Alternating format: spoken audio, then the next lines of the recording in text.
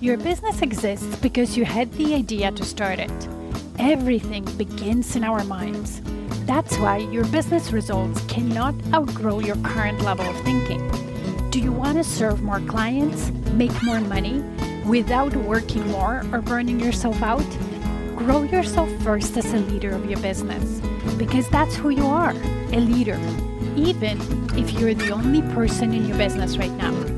When you lead yourself first, the business results will always follow. My name is Maggie. I'm an international business and leadership coach, an expert in business mindset, strategy, and high performance. I created the Diamond Effect podcast to help you elevate your thinking, expand your perspective, and through it, grow your business without overwhelm. So let's get started.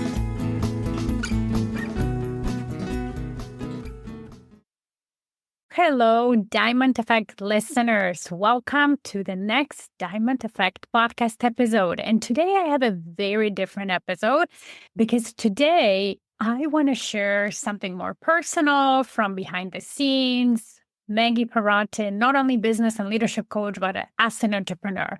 Some of you who follow me on social media might know that I've recently embarked on a brand new project. And that recent project is actually being featured in a documentary called Legacy Makers, and it's done by Inside Success Studios and Legacy Makers TV.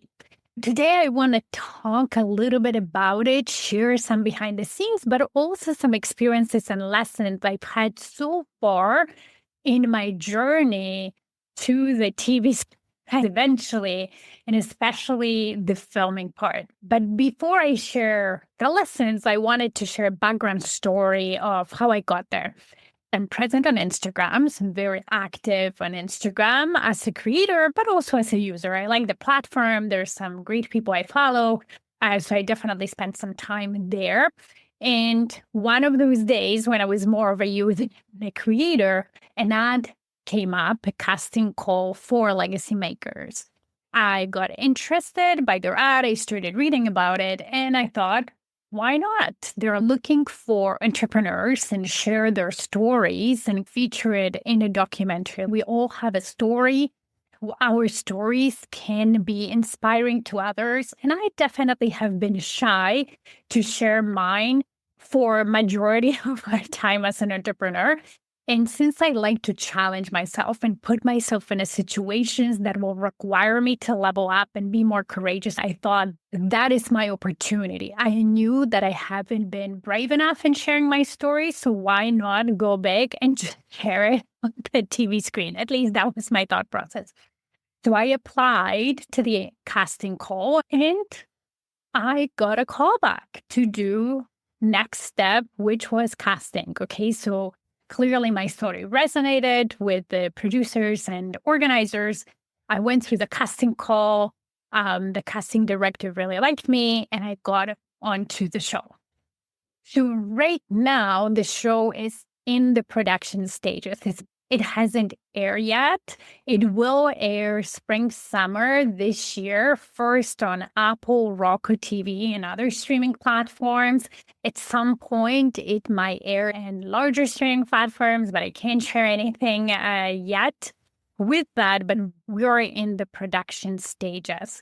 Now, because the show is documentary and it's really innovative, it actually has been nominated to a bunch of awards for documentary. It's a finalist for Best Short Documentary 2025 in Orion Film Awards in New York. It's nominated to Toronto, actually, Short Film Festival. This is where I'm from. London Independent Film Festival, even in Cannes Film Awards, Cannes Short Film Festival. So there's a lot of nominations, a lot of buzz going on. And some press media coverage that has been out there about the show really calls the show revolutionary in a sense where the Inside Success Studios and network are really committed to create some positive and impactful content and also entertaining. Because let's be real, all of us who watch streaming platforms or scroll on TikTok or Instagram. We do it because we like to be entertained. But sometimes we watch things and they're not even inspiring. We don't learn anything. They might be entertaining, but really there's not much depth into it. Whereas this show aspires to be so much more. It aspires to be entertaining, but also inspiring, motivating, helping people go after whatever they want, whatever they dream. And I'm proud to be part of it. So now let's talk about my lessons or reminders so far as I've been going through the process. So the first lesson here I want to talk about is authenticity. And I'm sure you've heard a lot about you have to be authentic as a leader, as a creator, as an entrepreneur. But what does that mean? And sometimes it can be confusing. And some of us might have imposter syndrome. I definitely occasionally struggle with it. So what does it mean to be authentic? And when I think about it, there's two ways you can get away from being authentic. One way is to pretending to be somebody else or thinking that you need to show up a certain way. If you're an entrepreneur, you might be thinking, okay, the only way I can find the clients or can attract clients I want is by being like the people who already have those clients, right? Or another way not to be authentic is to shrink and dim your light and not really be yourself because you might be worried about outshining others, or you might be worried what other people will think and so on. And that second way of dimming your authenticity happens very often to people who are very gifted, very highly intelligent. And I've found out about it not that long ago because I'm one of them. So if anything, my authenticity gets hidden because I shrink myself, I hide. And I don't want to do that. Because the more you are yourself, the more fulfilling life you live, the more of authentic people you attract to yourself and people who really will resonate with you, you can build strong relationship with. And especially in entrepreneurship, that's the way to stand out. That's the way to attract your best clients. Being you is the strongest competitive advantage you can create for yourself as a business owner. And it's the same for me. What I found is that being me in that process, it's what the casting directors and the producers resonated with, not only in the beginning stages, but also during the filming of the episode when I went to Miami in January to do it. To me, what authenticity means doesn't mean you're always the same, no matter the situation in terms of how you dress, how you show up, and so on. It doesn't have to be that way. If you're creating a personal brand and you always want to wear black, so be it, it's fine. But we can adjust, I call it situational leadership, to different situations and still be yourself. So, for example, your interaction with your loved ones, your kids, your romantic partner will be different than, let's say, your interactions with your clients. It's the same with me, right? The way I talk to my kids or my partner often are very different is the way I interact with my clients because our relationship is different, right? I love my client, but at a professional level, whereas with my kids, I love them as a mother, and that's a very different love. With my husband, I love him romantically as my partner. It's also a different love, right? So sometimes the way we communicate will be different. Another way you can be authentic and still, let's say, wear different clothes, dress for the occasion. So me going to a gym or for a run or a stroll, a walk in nature, I'm not going to wear a ballroom to do that. I'm going to wear something that I feel good and comfortable. However, if I'm showing up in front of my clients, or I'm going to a gala and so on, I'm going to wear clothes appropriate to the occasion, but still be me. Clothes that show up my personality, that I feel good at, but they're not going to be the exact same clothes. And why I'm talking about it, because I do see people get into their heads into what authentic means. And sometimes even I think, what does that mean? Do I have to be somebody else, or do I have to behave the exact same way or dress the same way no matter what I do or where I go? And that's not true. Staying true to your values, to your inner self, to who you are, to your stories, and then showing up the way you feel is the right way to show up, depending on the occasion, who you're talking to, and so on. So going back to Legacy Makers, when I was in Miami and we were filming, I was me by being prepared and being prepared to film and talk about whatever we needed to talk about, but also the way I interacted with the cast, the way we had fun. And I joked because that's me. Even with my clients, I like to have fun. I like to joke. So showcasing that personality also, I hope, will show up in the episode once it's actually produced, edited, and all that. The second lesson I want to talk about is planning and preparation. For the episodes, I didn't have a script because it's not a featured movie when I'm an actor and I'm pretending to be somebody else, right? And there's a script, there's a storyline. It's a documentary about entrepreneur stories, meaning my story. Therefore, it's more natural, it flows. The producers wouldn't be able to script me because they're not me. But what the crew had is a production plan and day of the filming plan that they shared with me. So the structure of the episode, the highlights of my story, and the topics that we want to cover, all of it was pre-planned, which then helped me to prepare. What I did is I spent some time before going to Miami to think through, okay, what is it that I want to talk about in those parts? What is it that I definitely don't want to forget to talk about and to mention? Because I believe that when you are not prepared for any public speaking occasions where you're talking about whether it's your story and expertise, the nerves could get the best out of you and you'll forget to say important things. Now, when you prepare, and at least you have talking points, you don't need to memorize anything and so on, but at least have talking points, it will allow you to showcase yourself, your expertise at the highest level in the best possible way. Preparation also calms down the nerves. That's when I coach my clients in public speaking, and especially some clients that are really scared and never done this before. Part of our coaching plan is preparing and planning because it does calm the nerves. I believe that plan plus preparation really boosts confidence, instills more calm and focus, and then the natural nerves that we feel before maybe a bigger event or public speaking engagement just help us to create focus. It just becomes good stress rather than stress that paralyzes.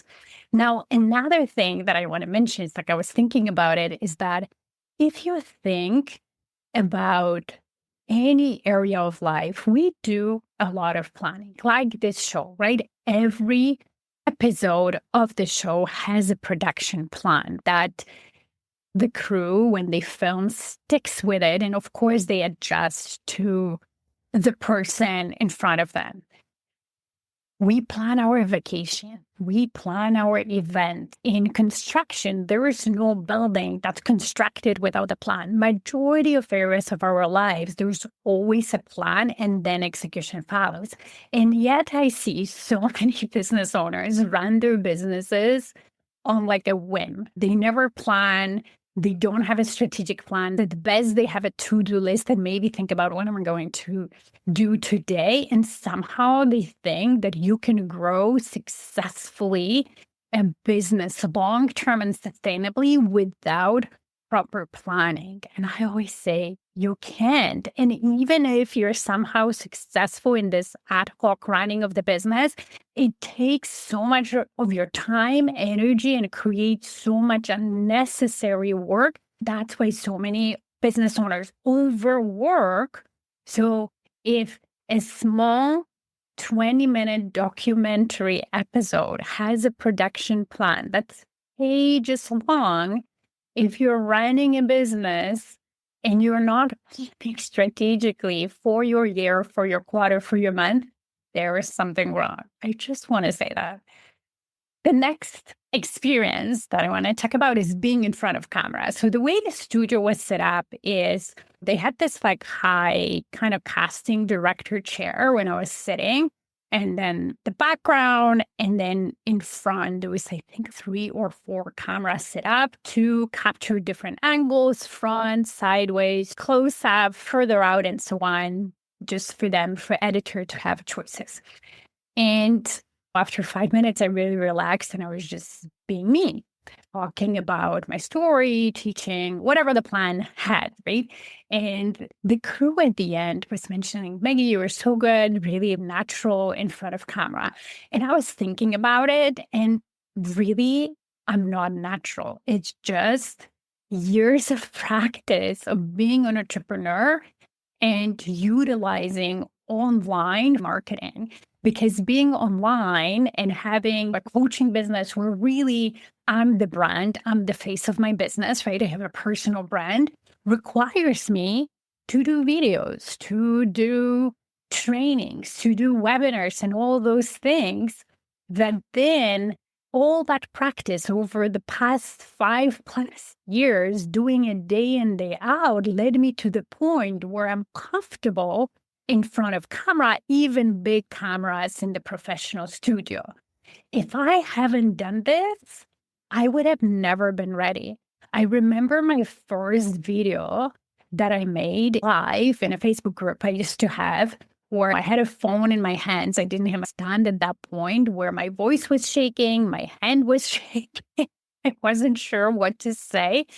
And I was grateful for the 1 or 2 members from the groups who came in live to support me. But putting myself out there and doing it despite crazy fear allowed me to do the next video, and then the next video, and then my first webinar, and then the next webinar, and so on and so forth. And as they say, practice makes a master. I haven't really counted the amount of hours I spent in front of camera, but if I think over the past 5 years, probably is in thousands at this point. So at some point, things just become natural, right? It feels natural, but I wasn't born with it. I developed that skill set with practice, overcoming fear, getting some coaching and feedback of how I show up, where I can improve, how to present myself. And otherwise, I don't think I would have even been casted to the documentary, or I wouldn't have even applied, because I wouldn't have had confidence that I can sit in front of camera and talk about myself. So in this case, I want to give you a message to all my entrepreneurs who sometimes are looking at me and saying, oh my God, she's showing up like this, I could never do it. I say you can do it. You just need to start. And when you start, don't try to be like somebody who's already had years of practice behind them. Just start where you are and know that it's enough, and you'll be okay with it, and you can attract people who will resonate with it. Another thing I want to say, because I coach my clients on it, is, what's the point of going on the camera or doing this webinar or doing this first training if nobody will show up? Or if there's one person that will show up, or 2, is it worth it? Because they think that unless I get grand success from my first try, then it's not worth doing. And I say it's worth it. Okay. Doing a video, doing a training, doing any public speaking engagement, even if one person shows up, or preparing for something that then, let's say, nobody shows up, it's still worth it, because it gives you reps. It gives you practice. It takes you to the next tiny level. If you think about stairway to leadership, to the next step, where next time you'll be more comfortable, you'll be more natural, more people will come, more people will resonate. Okay, so it's always worth it. Building new skill set, it's always worth it, even if in the moment when you're doing it, you don't get big response, big accolades, and so on. And rarely anybody does. And then the last reflection I want to share with you is I went to Miami and I had a lot of fun. I think that life is too short not to have fun. And if those of you who are my clients, we have a lot of fun on the coaching calls. We're serious about growing our business. We're serious and ambitious business owners. And yet we have fun, especially in challenging times, because I truly believe, laughing off and challenges and so on just makes them easier for us to overcome. Having fun is my personal value. So being able to stay a little bit longer in Miami Beach. So the studios are in Miami Beach. I've never been in Miami Beach before. Allowing myself to spend a couple of afternoons, the shooting before the filming and after the filming, just to being a tourist and walk long hours on the beach and along the beach in the sun, enjoy the water, enjoy the city was wonderful. Having fun on the set, interacting with the crew, building a relationship with the crew was also part of the experience. And the thing is, you get to create that experience when you're part of something like this. I always think as a leader, you also get to influence other people's experience. Because if you think about it, the crew, they were filming a lot of episodes. It can get tiring for them as well. But if they have a great relationship, let's say with each participant, and they have fun, their work is much more pleasurable. And ultimately, you get a better result and they have more fun and enjoy. So we can be the creators of that experience, not only for ourselves, but for others as well. And I want to challenge you to think about that also in your business, how the way I feel in my business day to day translates into how my clients experience my business. So if I can have fun and if I can elevate that experience for myself, it will inadvertently show in how my clients experience interacting with me. Okay, so that's all I had to share today. I'm going to leave links to my social media. And then when the episode is ready and airs, I'm going to leave links for you to watch it as well. It's going to be sometime in the spring or summer this year. Definitely, I will be sharing more of behind the scenes. So follow me on social media and talk to you soon. Thank you for listening today. If this podcast resonated with you, please come back. Also, you can leave a review on whatever platform you're listening. And if you have a suggestion, question, or a topic you would like me to talk about, let's get in touch via email. Email me at Maggie@stairwaytoleadership.com. See you in the next episode.